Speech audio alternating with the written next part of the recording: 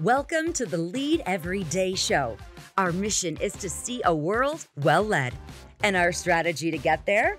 To empower leaders like you to lead every day. So let's get to work. What's the number one reason you have bad meetings? You might be surprised. Welcome to the Lead Every Day show. I'm Randy Gravitt. And I'm Mark Miller. And there's a chance that you are missing one key ingredient that will take your meetings to the next level, and it is what we call an agenda. It's not going to be a surprise to anybody. You've heard flashy, of an agenda. It's not sexy. It's just true. It's just true. Now, I had a conversation. I've done this several times with organizations we've been working with. I've had them round tables, ask them, if you could come up with 25 things that would make your meetings better, what would it be? And they'll come up with this crazy list. You know, we bring donuts. Yeah. I always include that. I love the donuts too. They're great. But the number one thing that really, when they narrow it down and we start talking about this idea of an agenda, it rises to the top. They realize if we don't have an agenda, we don't really know what we're trying to accomplish in the meeting. We don't know who's going to do what during the meeting. How much time are we going to spend on this? How much? Next thing you know, we just end up chasing rabbits everywhere. And how many times have we been in a meeting and it just feels like we go on and on and on and we don't really get to where we're trying to go. And so this idea of an agenda is a powerful thing. And I can't tell you how many meetings I've been in that nobody had an agenda. It was just, you know, you just end up kind of drifting there's an around. 80% chance you're not going to be successful. Yeah. Maybe more. If you just walk into a room with a bunch of people and say, hey, let's have a meeting. Yeah. I've heard you say before, no team drifts to greatness. No meeting drifts there either, does it? I mean, correct. It's like you got to have a focus. That's correct. And that agenda really gives you the ability to do that. So let's go back. We talked on yesterday's episode about the facilitator. I think this is the role for the facilitator. And you go back to what we said, it's to remove barriers and even to anticipate barriers. I think the facilitator is the one in most settings. They're the man or woman that will own the creation of the agenda prior to the meeting. And I remember one story where I was asked to pinch hit for a leader. He said, hey, can you come run this meeting for me? And I said, sure. I said, what's up? He said, well, I'm just not going to be there. And I said, okay, what do we need to accomplish? And he literally gave me a list with 25 bullet points on it. And I said, okay, how long is this meeting? He said, it's about 90 minutes. And I said, okay, there are 25 things on this list. He said, yes, sir. I said, probably not going to do all those. He said, yeah, I know. I said, well, are they in order of priority? And he said, well, no. So I was like, okay, well, let's start there. I mean, it's actually that simple. An agenda prepared in advance helps you make those very basic and fundamental choices about what are the current priorities of the team, or what is this meeting about? What is it? Why are we having it? What is it supposed to accomplish? And again, so many people miss that. They're talking about random stuff. It's almost a stream of consciousness, and it just never ends well. Yeah, it never ends well. It's the old we say all the time. It's the difference in playing checkers and playing chess. It's just like if we're not careful, we'll just wing it. I mean, we'll just kind of make it up on the fly. And that your people and their time is too important for us to not have a way to focus. And that agenda does give focus. And I like something you said there is the facilitator owns it, yes, but I like having the agenda 3 or 4 days before the meeting. Yes. You know, it's not like we're getting an agenda, 20 minutes before the meeting. Or when you walk in the room. Or walk in the room, they're handing out a paper with the schedule on it. That's not exactly what we're talking about. This is well thought through. This is what we're going to, how are we going to prioritize that list? We're going to take the top 3 of those. We're going to walk out of here and solve those and move on to the, and we'll get through the 45. It may take 15 weeks if we do 3 a week. Maybe we can accomplish 10 things today, but we rank order those priorities and how much time we're going to spend on them. And the agenda also gives us a place. If we're going to spend 20 minutes, let's say, on an issue, and we don't finish that issue, we can actually table that and move it to a future meeting. Oh, yeah. If we need more time on it. So a lot of things, an agenda gives us the ability to focus in just a powerful way. And I'm guessing there are people who are listening that are just kind of winging it when it comes to their meetings. Sure. They really don't have that level of focus. And that might be one of the things that's causing that meeting to be draining to the people around the table. You want to make it life-giving. The agenda really is probably step one. Yeah, let me say 2 things about preparing an agenda in advance and distributing it in advance. One, the primary reason is that you may want to walk into a room and be totally spontaneous, and that's fine. That's your giftedness. But there are people, some of the smartest people I've ever known needed prep time. And it wasn't about their intellect or their IQ. It wasn't about their passion or their commitment.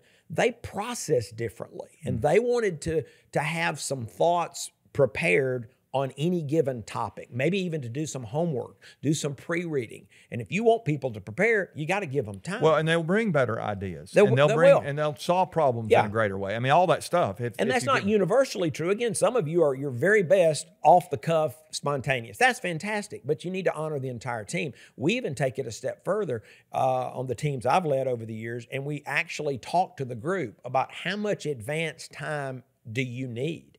And some teams will say we need the agenda 24 hours in advance. Some will say 48. Some will say 72 hours in advance. Some of that is their processing, and some of it is just their schedule and how much stuff they've got going on. The other reason I like to prepare an agenda in advance, even if I'm the facilitator or the leader, depending on, you can, wear different hats. We might want to talk about that in a second, is I use it as an opportunity to coach, train, and prepare the next facilitator. Yeah. See, I like to rotate that position, that responsibility, but not meeting to meeting, because there's a learning curve. That's so right. I like to rotate it about every 6 months, but I will designate who's going to be the facilitator next. And build on that. It doesn't have to be the leader of the No, team. I think often it's not the leader. Yeah. But so and I always facilitate in the beginning when I'm starting a team, because part of it is I'm role modeling. And so I may say, hey, in 90 days, you're going to be our facilitator. So you and I will review the agendas, and I'll tell you what I've done and why. And then when you're going to facilitate the meetings and you're going to take that baton, I'm going to review the agendas with you before they're distributed, so I can coach you up. I'd rather coach somebody to be successful than to have an awful meeting and then coach them afterwards about how they failed. Yeah. And where they screwed up. Yeah. And so doing them in advance gives you those opportunities. Yeah, you and I are part of a group. It's not actually a team, but we're a part of a group, and it's an experienced group. Now, it's been around a long time. But we've shared facilitation in that group for years. I mean, we got all 10 guys in the group have the ability and have facilitated from week to week. We've done that. It's not 6 months at a time. Yeah. We typically but switch if you build that skill set, because you hope that the men and women around your table are going to be equipping other people. Right. And so easier for them to do that if they've been equipped. And I always tell leaders, if I've got Mark on my team here and Mark can't facilitate, let's even start with 5 minutes of a meeting or 10 minutes of one agenda item on there. Let him handle one. If he can't lead 10 minutes of the meeting, he'll never lead the whole meeting. And you don't want to lead every meeting in your organization for the rest of your life. You've got to have people that you're training and teaching how to do this. And I would go, if he can't lead a meeting, he probably can't lead anything. Yeah, exactly right. That's exactly right. Well, one other little piece here, let's mention before we go today, is the importance of, and I think it goes into this idea of focus and this agenda, but it's the importance of a timekeeper. Yeah. I think so many people don't really think about this idea that you can designate a timekeeper in the meeting. It doesn't have to be the facilitator either. Might be. Right. But there's a way to think about keeping time in a meeting. Sure. If we're not careful, again, I said we'll be chasing stuff everywhere. We'll get off subject.